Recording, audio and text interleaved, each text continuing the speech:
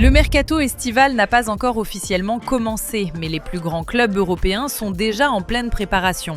Entre un transfert potentiel à 80 millions d'euros du côté de Manchester City, une prolongation importante à la Juventus FC, des rumeurs autour de Xavi Simons à Tottenham Hotspur ou encore l'intérêt d'Atlético Madrid pour Kang In Lee, le marché des transferts commence déjà à s'enflammer. Pendant ce temps, Liverpool FC prépare peut-être l'après Mohamed Salah, tandis qu'une énorme polémique éclate au FC Barcelona après les révélations de Xavi Hernandez sur Joan Laporta. Installe-toi bien parce que les infos mercato du jour promettent déjà de grosses surprises. Le mercato estival n'a pas encore ouvert ses portes, mais du côté de Manchester City, les choses commencent déjà à bouger très sérieusement. Le club entraîné par Pep Guardiola aurait une priorité très claire pour renforcer son effectif, recruter un nouveau latéral droit et un dossier à 80 millions d'euros serait actuellement en très bonne voie. Depuis le départ de Kyle Walker, Manchester City cherche la bonne solution sur le côté droit de la défense. Cette saison, Guardiola a dû improviser. Le milieu de terrain Matheus Nunes a même été utilisé à ce poste à plusieurs reprises.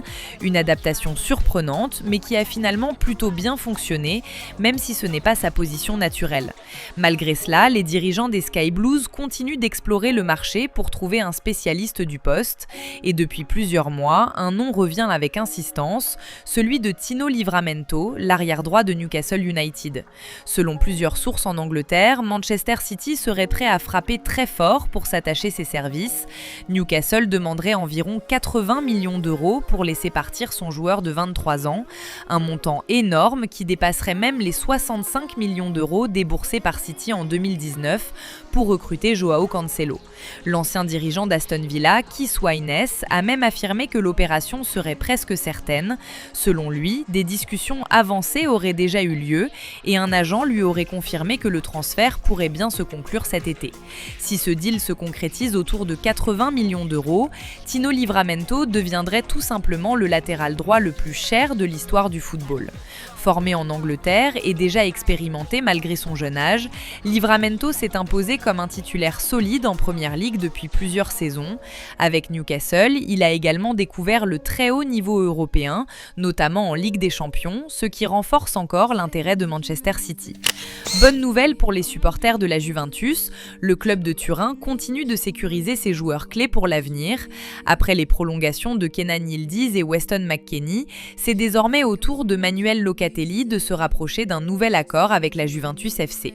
Selon les informations du journaliste Nicolo Schira, les discussions entre le milieu de terrain italien et la vieille dame sont très avancées. Un accord serait même tout proche d'être finalisé. Manuel Locatelli devrait ainsi prolonger son contrat jusqu'en juin 2030, avec un salaire estimé à environ 4 millions d'euros par saison. À 28 ans, l'actuel capitaine des Bianconeri est considéré comme un joueur intouchable par la direction du club. Leader sur le terrain comme dans le vestiaire, Locatelli fait partie des éléments essentiels du projet sportif turinois pour les prochaines années. De son côté, le joueur italien est également très attaché à la Juventus. Preuve de son engagement, il aurait refusé l'approche d'un club de Première Ligue afin de poursuivre son aventure à Turin et s'inscrire dans la durée avec les Bianconeri. La Juventus continue donc de construire son futur en s'appuyant sur ses cadres et Manuel Locatelli devrait en rester l'un des piliers jusqu'en 2030. Le mercato estival approche et du côté de Liverpool FC, on commence déjà à préparer l'avenir, notamment celui de l'après Mohamed Salah. La star égyptienne pourrait en effet quitter Anfield cet été. Plusieurs clubs d'Arabie Saoudite continuent de suivre le dossier de très près et un départ n'est plus à exclure.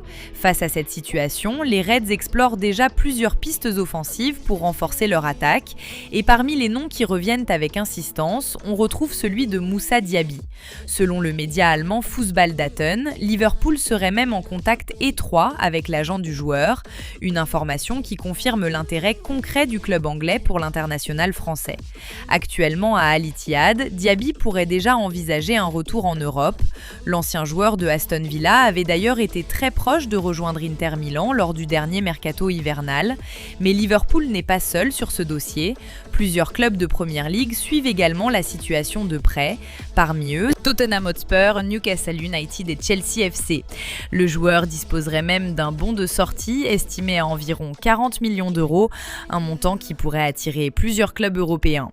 Rapide, technique et capable d'évoluer sur les ailes, Moussa Diaby pourrait représenter une option très intéressante pour Liverpool dans l'optique de renouveler son secteur offensif. Grosse surprise possible du côté de Tottenham Hotspur, arrivé lors de l'été 2025 pour environ 65 millions d'euros, Xavi Simons devait incarner le nouveau projet des Spurs. À seulement 22 ans, l'ancien joueur du Paris Saint-Germain avait signé un contrat longue durée jusqu'en 2030, avec une option pour prolonger jusqu'en 2032. Tout semblait donc réuni pour faire de lui la nouvelle star du club londonien, mais sur le terrain, la réalité est bien différente. Cette saison, le milieu offensif néerlandais affiche des statistiques assez décevantes, seulement 2 buts et 5 passes décisives en 34 matchs, toutes compétitions confondues. Des performances loin des attentes placées en lui après son énorme transfert. Selon les informations du journaliste Nicolo Schira, un départ dès le prochain mercato estival ne serait pas à exclure. Une situation étonnante car Tottenham Hotspur avait misé très gros sur lui pour construire son avenir. Mais si un transfert venait à se concrétiser, les Spurs pourraient subir une importante perte financière, tant le montant investi était élevé. Le mercato d'été s'annonce déjà animé du côté de la capitale française et un nom commence sérieusement à circuler en Espagne, celui de Kangin Lee. Le joueur du Paris Saint-Germain serait dans le viseur de l'un des plus grands clubs de Liga. Selon plusieurs informations, le Atlético Madrid prépare une offensive pour recruter l'international sud-coréen lors du prochain mercato estival. Le club madrilène voit en Kangin Lee un profil idéal pour renforcer son secteur offensif. À Madrid, les dirigeants anticipent déjà l'avenir.